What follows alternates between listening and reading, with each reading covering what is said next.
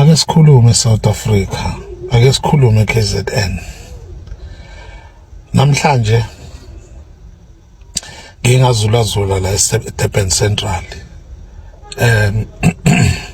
Injongo yami bekuhambe ngifuna i-charger ye-smartwatch.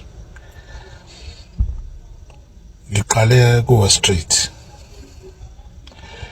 Ngasuka ku-West Street ngaya ku-Queen Street. Ngasuka ku-Queen Street ngaya ku-Victoria. Zonke le ndawo lezi into efika ngimangaza ukuthi zibukeka zi-empty. Izitolo eziningi zivaliwe. Okuba umbuzo kumina ukuthi kanti ngempela le izitolo ezingaka ecelwe abantu bokufika kanjani? Le izitolo ezingaka ezivaliwe ezitshengisa kahle kamhlophe ukuthi ezabantu bokufika kanjani? Is it because thina ma-South Africans siyahluleka ukuthola le izitolo? Cha. Ngikusho lokhu ngoba a close friend of mine usezame almost 5 years efuna indawo nje encane ye-salon, but uma efika bamfrustrate ngalendlela, bamfuna izinto eziningi, bamfuna ama-deposit o 4 months, and ubona ukuthi hayi ngoba bekuthi bafuna le deposit indlela yokumfrustrate. Kodwa uma usu-investigator, uchecker, ubuza kwabokufika, zonke lezi zinto abayifuni kubona. Kuba lula nje ubanikeza indawo, kodwa ama-South Africans awayitholi indawo. Kumanje iTheku ulithule ithe du, ngoba phela zonke izitolo eziningi sekweza labantu. Akunendaba mhlawumbe omunye uzocabanga ukuthi mhlawumbe it's a xenophobia. No, but iqiniso fanele likhulunywe, because ugovernment wethu akanandaba.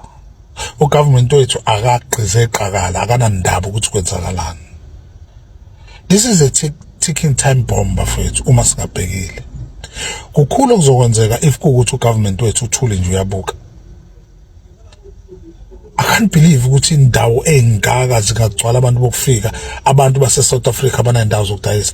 And worse, abantu base South Africa badayisela koVrandi. Abakhanda amafoni bawakhandela ngaphandle koVrandi.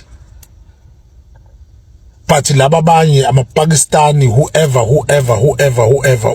banezitolo. Into enjani leyo? Idalwa yini leyo nto? Umasipala weTheku uthi uma unika labantu indawo, uthini ngabantu base South Africa if kuukuthi abanendawo bona?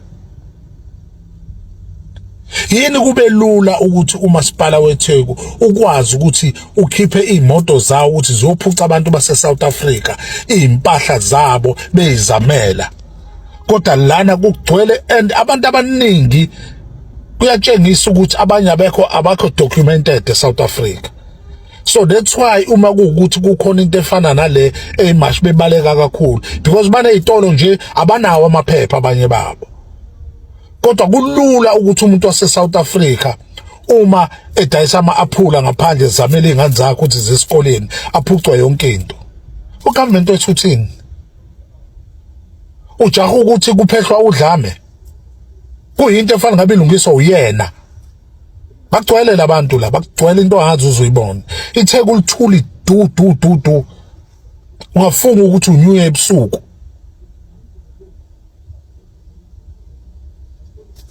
Osopolitiki, this is too much now. Sekwanele manje.